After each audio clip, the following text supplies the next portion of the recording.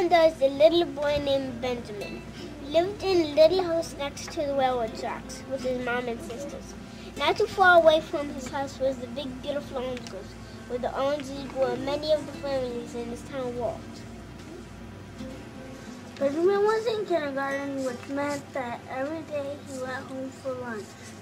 Actually, he didn't really go home. He went to his Abuelita, or grandmother's home.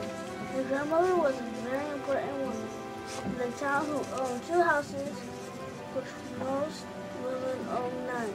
But Benjamin's Abuelita always was seeing her little grandson.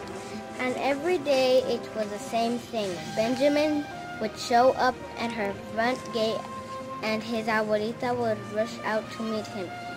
She would bring him to her front porch to sit on a wooden crate, and then she would bring him an orange to eat and a picture book to read.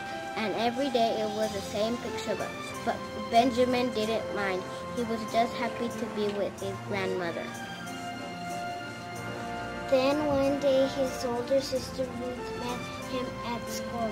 Before he left to walk home, she told him that he couldn't visit his Abuelita today, but didn't say why. When they walked past the house, there were many people gathered around the front porch. They didn't look very happy at all.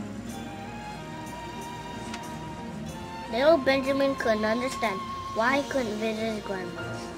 Eventually, he understood, but even now that 7 years have passed since those bright, warm days, he still thinks about his afternoons with his orange, his Abuelita, and his picture book.